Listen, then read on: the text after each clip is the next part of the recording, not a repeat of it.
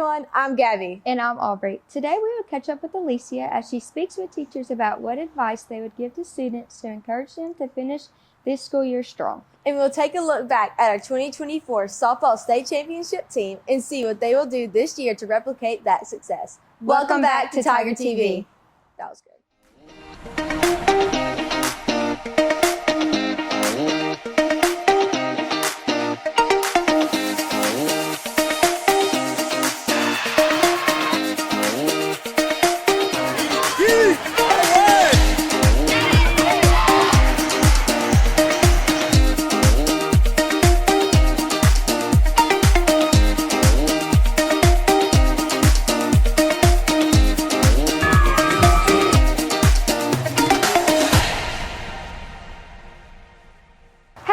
I'm Aubrey, and welcome to today's Friday, January 31st broadcast of Tiger TV, your home for South Manila School District news.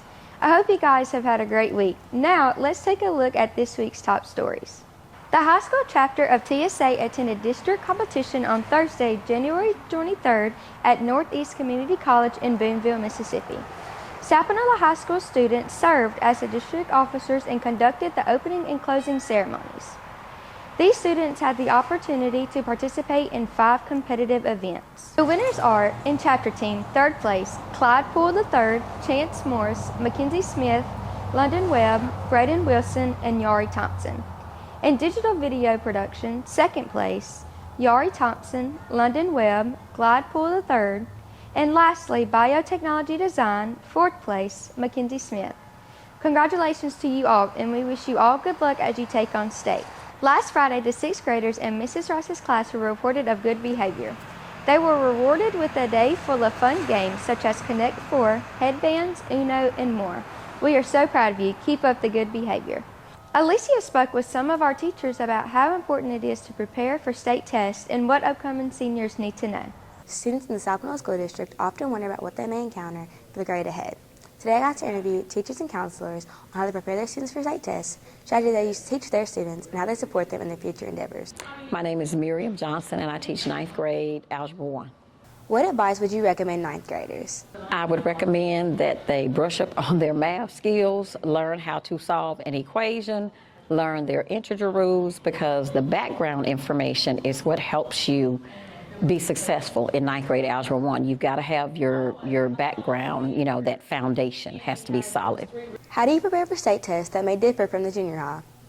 Well, we're Algebra 1, so we cover all of the standards for Algebra 1, and we go over it and over it. We have the case test, the Mastery Connect test, which is like the state test. It's billed to be just like the state test. So we give them that 3 times a year, and if they're successful on that, then they normally are very successful on state tests. My name is Coach Roberts. I teach 10th grade English. Why is the English state test so important? The state test is important because it's one of the 4 state tests that students have to take to graduate.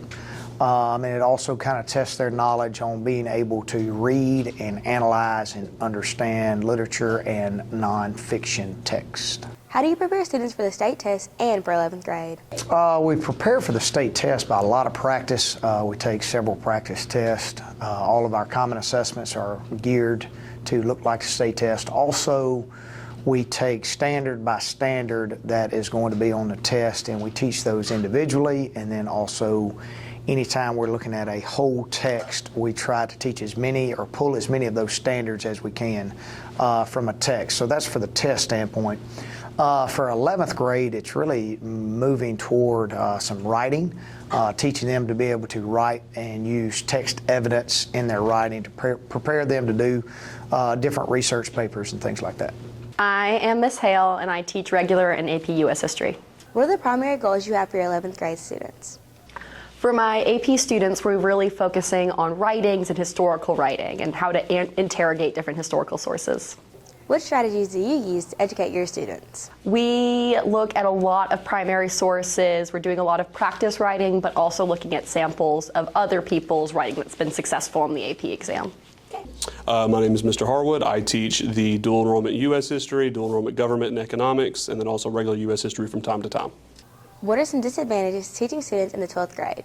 Some of the disadvantages is that they are very distracted with a lot of things. A lot of them have jobs. A lot of them have a lot of responsibilities. A lot of them are in like higher organizations as well. And so sometimes they're not able to prioritize or like juggle everything as well as they ought to. But for the most part, they do okay. You know, it's just that you're fighting and having to compete with a lot of other activities just to do schoolwork sometimes. So. How do you as a teacher support your students into their future endeavors? As a dual enrollment teacher, I do a lot of the college career pathing and such. And so whenever it comes to whether they need a class or help out, I show them where to go to see if you want to be, say, a pharmacist and what kind of degree you need and what school you want to go to. I've been in that situation and helped them find it, just like the counselors will help out with, and then try to, in that endeavor, to like figure out whether you need to take those classes and also what you might want to do, what it's going to take. You know, because sometimes doing something in college in abstract is a whole lot harder than taking all the classes. And if you're bad at math, I hate to break it to you, engineering may not be it for you. You know, so to know ahead of time what all is required normally helps out a lot. So. Hi, my name is Miss Love, and I'm the 11th and 12th grade counselor here at South Panola High School. What steps should students take before entering the 11th and 12th grade? It would be great for students to go ahead and start looking at different colleges and different careers that they might be interested in. Going ahead and researching to see what's required for each of those fields would be very helpful. If it's community service hours, volunteer hours, I think that'd be very helpful for students to go ahead and start doing their own homework and research regarding what they want to do for their future plans. What struggles have you seen from other students that can be prevented? The number one thing that I think I see from students and hear from students is the lack of organization and procrastination. Planning for college and career is not something you do in between fall and spring semester of senior year. This is something that needs to happen a couple years prior to senior year, which goes back to the whole doing research and kind of looking at interests. There's definitely different things you can do, interest inventories, job inventories that they can look at and review and see what would be a best fit for them. Thanks, Alicia. Congratulations to Nate and Tegan and Mrs. Hankins and Miss Melton's class at Batesville Intermediate School, as they were the top readers in their class for last week. We are so proud of you both. Last week at Batesville Elementary School, students in Mrs. Ashley Burnett and Mrs. Jennifer Sneed's class had a blast learning their sight words by a friendly competition of Kahoot. Looks like so much fun. Shout out to the 8th graders who showed proficiency in science and their awesome science teachers, Miss Cook, Miss Sewell, and Miss Townsend. Also, shout out to the 6th grade students who rocked their math standards mastery and their awesome math teachers, Miss Bogan, Miss Long, Miss Thompson, Miss Lewis, Coach Flowers, and Miss Perez. Keep up the great work. At Batesville Middle School, the students who scored proficient on all subject area second 9 weeks assessments were rewarded with concessions and fun games. Keep up the good work. We are so proud of each and every one of you. This Monday, Batesville Elementary School hosted Family Math and STEM Night for the students, where they got to do hands-on activities and read books. Thanks to all of our dedicated parents, teachers, and students who made it a success.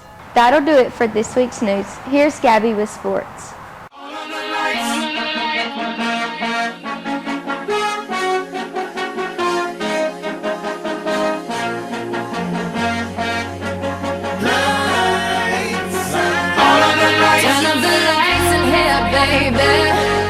Extra bright, I want y'all to see this. Turn up the lights in here, baby. You know what I need, want you to see everything. Want you to see all the lights. Hey everyone, it's Gabby with Tiger TV to deliver this week's top news in SC Sports. But last Friday, both our boys and girls basketball teams held their senior night against the Lake Cormorant Gators. Our Lady Tigers ended the game with a commanding win of 77-24, with Lauren Norwood leading with 34 points, 4 steals, and 5 assists, followed closely by Shania Fondra with 22 points, 12 rebounds, and 3 steals. Our boys team fell short with a score of 62-54. However, seniors Cameron Griffin and Bryson Wright had an impressive game, leading the team with 17 points and 8 points and 8 rebounds respectively. Steve Houston also had a strong 16-point score. Both teams will return to the court tonight to face the Chargers at Grenada. They will then travel the Olive Branch to play in the district tournament next week. We are so proud of all of our Tigers for their great season, and we can't wait to see what they do next. Our Lady Tigers soccer team also faced the Gators at Lake Cormorant this past Monday for their last district game of the season. Both Eden Montgomery and Lena Hutto scored a goal to make it a close game of 3-2. Our Lady Tigers will head into playoffs next Tuesday against the Vikings at Warren Central. Good luck, ladies. Our girls and boys track team ended their indoor season with a meet last Saturday at the Birmingham Crossplex in Birmingham, Alabama. We would love to give a huge shout out to Jordan Taylor for medaling in the Open 400. He finished with an impressive 6th place out of 91 athletes. Both teams will continue to practice and work hard until their debut meet of the season on February 15th here at Dunlap Stadium. Make sure to mark your calendars to come out and support these amazing athletes. Our Lady Tigers softball team has been working hard these past few weeks in preparation for the season ahead. They began after-school practices in early January in anticipation of the Mucha Tigers on February 3rd and the first home game of the season against Ripley on February 10th. With the team's hearts and minds set on becoming back-to-back 6A state champions, let's head over to Charlie and Griffin to take a look on how they made this incredible feat a reality last season. How did it feel to hit the home run that caused y'all to win the game? I felt great about hitting the home run. It was very exciting. When you threw the final pitch, how did it feel when you realized you struck her out? It was an amazing feeling. I will never ever forget that. Just running to my teammates and all of us just knowing the hard work that we did, that it paid off. It was just amazing, unforgettable time and unforgettable season. How was it to pitch during the game and what was going through your mind? First of all, I was really nervous and I didn't even know I was going to pitch till we were warming up that game, and Coach Hicks came up to me and was like, "Do you think you got it?" And I didn't realize that I was actually finna do it, but after I felt honored and it felt like a great accomplishment to feel like I actually did something and had a huge part of that game. What is your prediction for this year and how do you feel about the team? My prediction about this year is that we are going to win district again. We will be North State champions again, and we will be going back to state. And I feel very confident in our team this year. I feel like that we're actually better than we were last year. My predictions for this year would be, of course, everybody, your goal is to get back to the state championship, and we have a team to do that. But we're going to take one game at a time, one play at a time, one out at a time. We have goals. So of course, I would like to say in the magic 8 ball, whatever, that we're going to be back at the state championship game. I do know that we have the talent to do that. I have high expectations of my girls, and as Coach Hicks says, it makes her a little nervous when I say it. I might go ahead and book my hotel room for May, but I do believe our girls will work really hard to get back to the state championship game. It's a lot of work that goes into it, a lot of time, a lot of energy, and I think they have what it takes. Our team is very close. We do a lot of things outside of school, so I think that's kind of why we're such a family.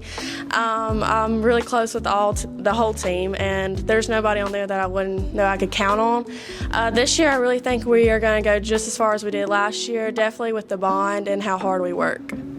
I'm really excited about this season. I think we have a great group coming back, and I hope that, our main goal is to repeat what we did last year and try to go undefeated if we can, but just work through all of our problems and try to be the best that we can be. How did y'all rebound from losing at state the year before to winning state the next year? Basically, we just got back to work after we took a day off, and then summer ball had started. Well, not summer ball, we started playing school ball in the summer, and we were just outside every day working, trying to fix what we needed to fix and be more mentally prepared for state the next time we went. When you get so close, like in 2023, we were ahead in that first game and then the rain delay, and you get so close. I feel like that when you lose it, that's what you use for motivation throughout the whole next year, and that's what we did, becoming so close. And in that 2023 season, we made some big steps as far as beating Lewisburg in the North State Championship after they beat us by 8 runs the first game. And so you kind of use that grit inside of you, that how close you got, and you don't want to feel that again. And we just kind of use that to motivate us throughout the year. We wanted to be on the other side of that. I think the whole team just really felt like how devastating it it was and how hard we worked to not have it pay off, that we just really pushed really hard last year to go the extra mile and not cut reps and to go as far as we can because we wanted to feel the other side of the outcome this year. We were determined not to let that happen again. It was sad and it was very devastating, but we knew that we had to overcome that, and we were determined to get back there so that we could leave a different mark and come out on top. What is y'all's plan for this coming season and trying to recreate the outcome that y'all had last year? Basically just being more mentally prepared, because since that we were running up for state, we're going to have a lot of targets on our back. We just need to make sure that we're mentally prepared for when it does happen. You know, our one of our hashtags is repeat pattern, and we have tried to acknowledge the success we had, which was wonderful, but it's over now. And we've tried to talk about how can we reach those goals. And one thing we do know is that we have a target on our back. Like, people want to beat us. You are the defending state champion. You bring most of your players back. You should be right back in the mix of things. So we've tried to use that mentality of, it's going to be difficult. It's going to be harder than ever because we're not going to sneak up on anybody. And we've tried to kind of repeat the pattern of the hard work. We have to work this much harder every day than what we did last year. If you want to repeat it, it's going to be harder, so you got to work harder. And that's something we talked a lot about. Our plan is, of course, to win state again, and we just have to go little by little. So we'll take district, then we'll go to playoffs and just north half and have to go that route till we get to state again. And the outcome, we're just really expecting something exactly like last year, just us playing together and giving it everything we have. Well, we just want to go into every practice and give all we have in every single game, and to not let our failures define who we are, but just to keep pushing and build each other up, and always just be there for each other and encourage each other and know that we can do it, and we can always be the best we can be. How has your relationship with your players changed, and do you feel like y'all have grown closer? The relationship with my players, they know, first of all, that I'm very disciplined. I have very, very high expectations. I know sometimes they probably feel like they'll never reach my expectations, but I think that's part of coaching is, I'm going to give them the high five, pat them on the back, tell them great job. I'm always going to lay something new out for them. I feel like that we have a relationship of they know I would run through a brick wall for them, and they would do the same for me. There's moments, just like when you go home with your family, there's moments that things happen you might not agree with. You might leave angry, you might leave upset, but that's where we take that pause, break, reset, and come back, because we know at the end of the day, we're in this grind together. What's it like being named South Panola Superfan? Oh my gosh, I was so excited when I was named the Superfan. The little biggest fan or whatever of the game, it was the first game at the state championship. And if you know me, you know I love my South Panola Tiger girls. And I love the baseball guys too, but I'm just saying. So that was the first game they picked me to be their Superfan, because I was hollering and cheering my girls on, and it looked like it worked. How did you gain the nickname Mama Christie? Okay, so that was a few years ago, like when Gracie Harbor, Addison Sanders, all that crew was still here. Addison, for some reason, just came by one day and just started calling me Mama Christie. So it just stuck, and all the girls call me that now. And if they don't, it's just because I don't know them well enough yet. But yeah, I even have my cute little shirt when they got their state championship rings. Mama Christie. What's it like coming off of a state win and being named Miss 6A? It feels great coming off a state championship win with my team. It's just we put a lot of effort in and a lot of hard work, and I know they had my back the whole time, and being named 6A was truly an honor. I know I couldn't have done it without my teammates and my coaches and all of our fans supporting us the whole season. Back to you, Gabby. Thank you, Charlie and Griffin, for letting us see everything this amazing team at the conference and how they plan to do it again this year. We wish all these ladies the best of luck as their season begins. Our Tigers baseball team will also start their season with Meet the Tigers on February 3rd from 4 to 5:30. They will also play in their January game on February 8th at Water Valley and face their first home game against Lafayette Commodore on February 11th. Make sure to come out to support our Tigers to get their season started off strong. Our girls powerlifting team will travel up to Center Hill this afternoon for their regional meet, and the boys team will compete tomorrow. The qualifying athletes will then travel to Neshoba on February 25th for the North Half State meet. We wish y'all all the best of luck at today's and future competitions.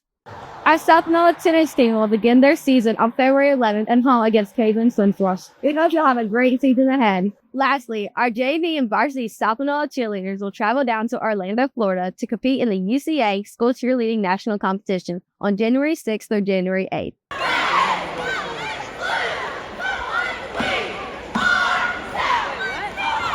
The junior varsity team will compete in the large game day division, while our varsity squad will compete in the small traditional non-tumbling division. We wish y'all safe travels and good luck in y'all's competition. That's all for today. Thank you to all of our sponsors for the continuous support. I'm Gabby. And I'm Aubrey. Thanks for tuning in.